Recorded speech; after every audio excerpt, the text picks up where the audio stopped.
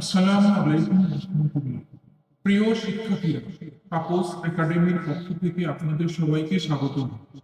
এখন থেকে তাপস একাডেমিতে সাধারণ জ্ঞান, বাংলাদেশ বিষয়গুলি ও আন্তর্জাতিক বিষয়গুলির উপর A to Z সমস্ত বিষয়ে আলোচনা করা হবে পর্যায়ক্রমে। আজকে আমি বাংলাদেশ বিষয়গুলি নিয়ে আলোচনা করব।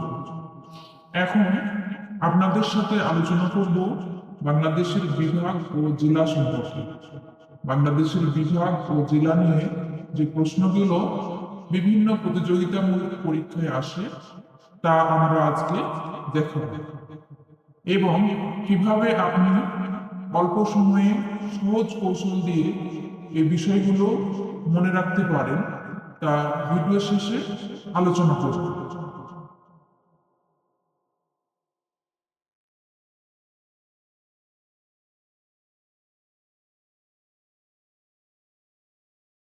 বাংলাদেশের বিভাগ কয়টি?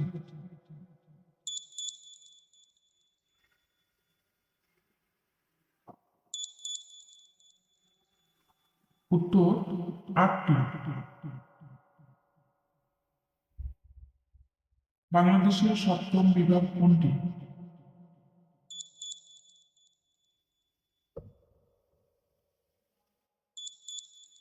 উত্তর রংপুর।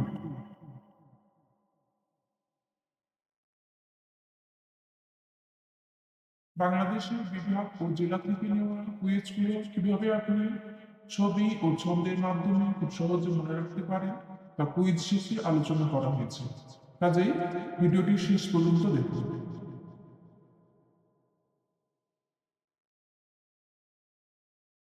ঢাকা বিভাগে কয়টি জেলা আছে?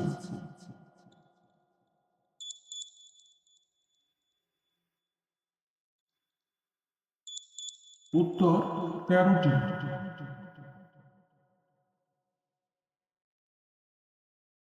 কোন বিভাগের জেলা সংখ্যা সর্বোচ্চ?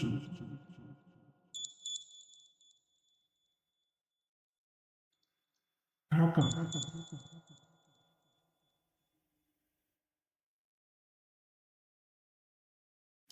রংপুর বিভাগে কতটি জেলা রয়েছে?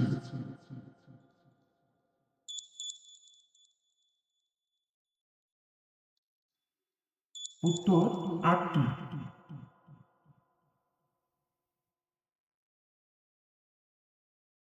রাজশাহী বিভাগে কয়টি জেলা আছে?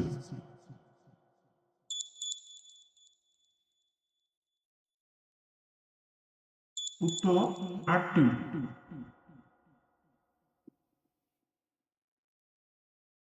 নওগাঁ জেলা কোন বিভাগে অবস্থিত?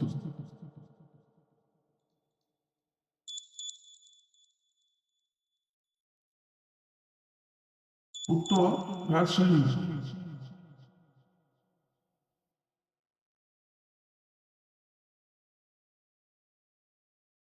বাংলাদেশের বিভাগ ও জেলা থেকে নেওয়া কুইজগুলো কিভাবে আপনি ছবি ও ছন্দের মাধ্যমে খুব সহজে মনে রাখতে পারেন তা কুইজ শেষে আলোচনা করা হয়েছে, কাজেই ভিডিওটি শেষ পর্যন্ত দেখুন।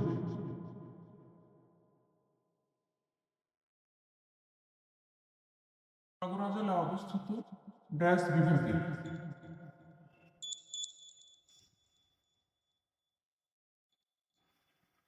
উত্তর খুলনা।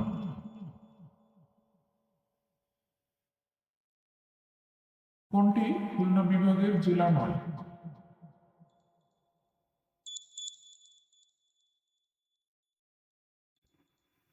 উত্তর চাঁদপুর।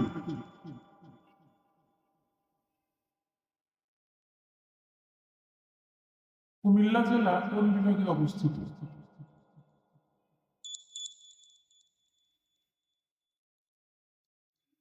উত্তর চট্টগ্রাম। চট্টগ্রাম বিভাগে কয়টি জেলা আছে?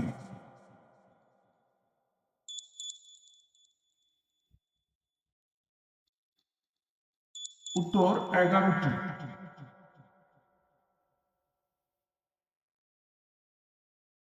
সাগরকুন্ডা পটুয়াখালী কোন বিভাগে অবস্থিত?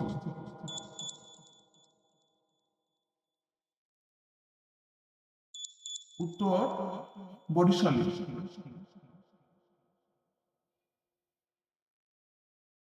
বাংলাদেশের বিভাগ ও জেলা থেকে নেওয়া কুইজগুলো কিভাবে আপনি ছবি ও ছন্দের মাধ্যমে খুব সহজে মনে রাখতে পারেন তা কুইজ শেষে আলোচনা করা হয়েছে।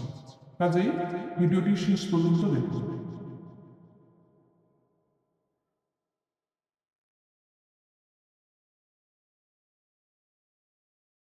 খুলনা জেলা কোন বিভাগে অবস্থিত?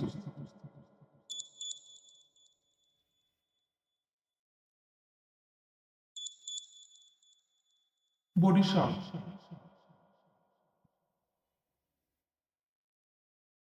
সুনামগঞ্জ জেলা কোন বিভাগে অবস্থিত?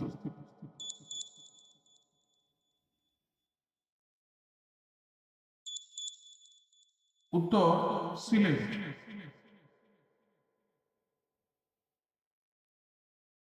ময়মনসিংহ বিভাগ কয়টি জেলা নিয়ে গঠিত?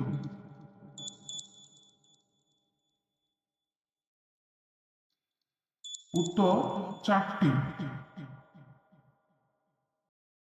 তো প্রথমে আমরা দেখো যে বাংলাদেশের বিভাগ আটটি।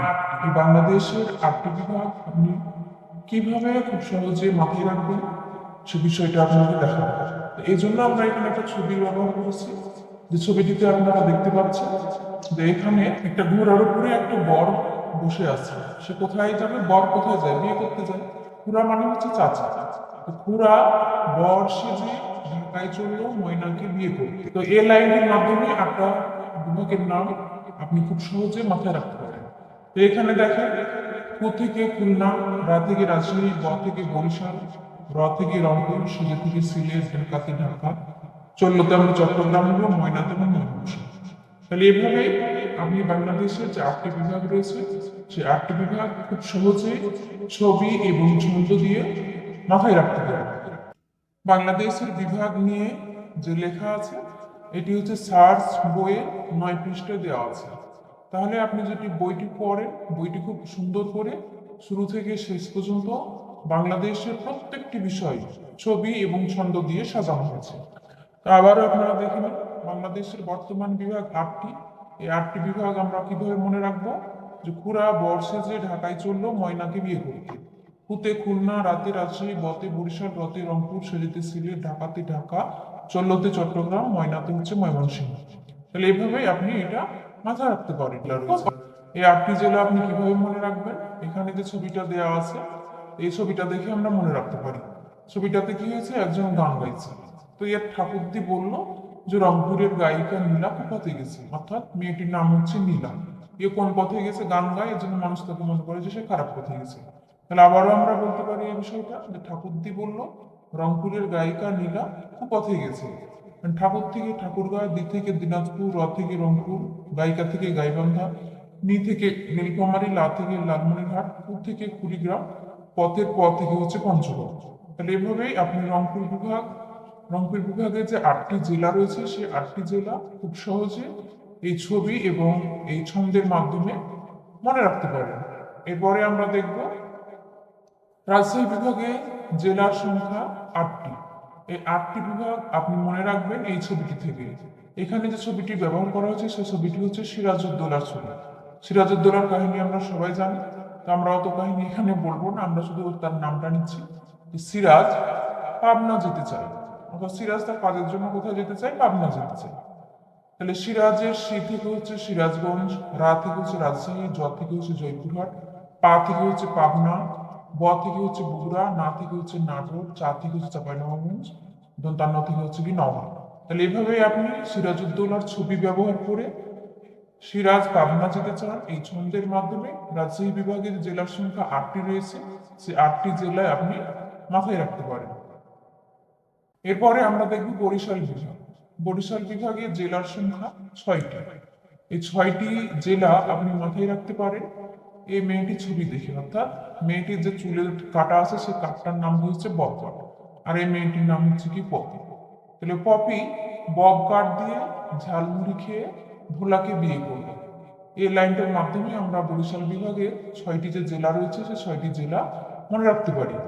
তাহলে পপির প থেকে হচ্ছে পটুয়াখালী, পি থেকে হচ্ছে পিরোজপুর, ব থেকে হচ্ছে বরিশাল, আবার ব থেকে হচ্ছে বরগুনা, এরপরে হচ্ছে ঝালকাঠি, ভোলা।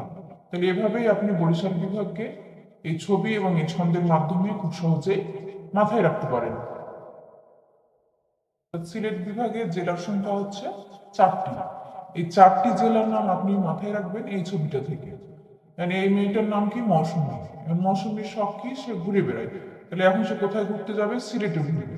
তাহলে এই কথাটার মাধ্যমে আমরা এই সিলেট বিভাগের 4টি জেলার নাম মাথায় রাখতে পারি।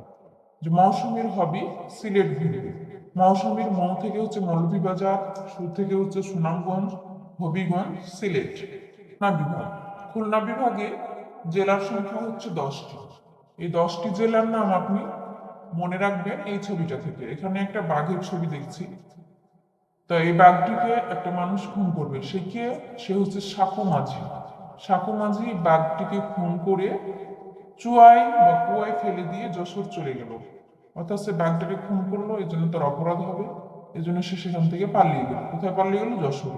তাহলে সাঁকো মাঝি বাঘটিকে খুন করে চুয়ায় ফেলে দিয়ে যশোর চলে গেল। তাহলে এখান থেকে আমরা খুলনা বিভাগে 10টি জেলার নাম মনে রাখতে পারি।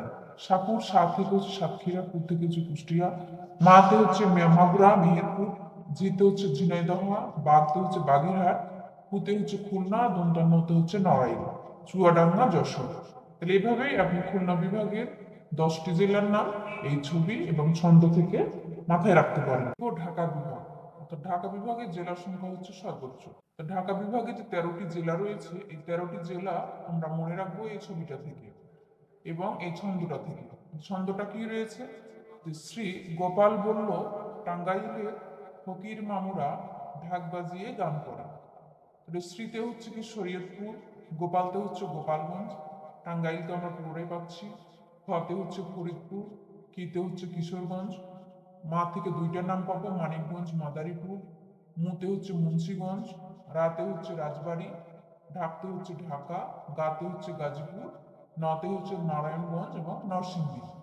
এইভাবে ঢাকা বিভাগের 13টি জেলা আপনি ছবি এবং ছন্দের মাধ্যমে মাথায় রাখতে পারেন। ময়মনসিংহ বিভাগে জেলার সংখ্যা রয়েছে 4টি। এই 4টি জেলার নাম আমরা এই ছবিটা থেকে বের করব। এটা হচ্ছে একটি ভারতীয় সিনেমা, যে সিনেমাটার নাম হচ্ছে কি জানেমান। এই সিনেমার নাম এবং এই ছন্দের মাধ্যমে আমরা ময়মনসিংহ বিভাগের 4টি জেলার নাম মাথায় রাখবো। এখানে যে ছন্দটি ব্যবহার করা হচ্ছে, ছন্দটি হচ্ছে কি যে শেরপুরে জানেমান সিনেমাটি চলছে।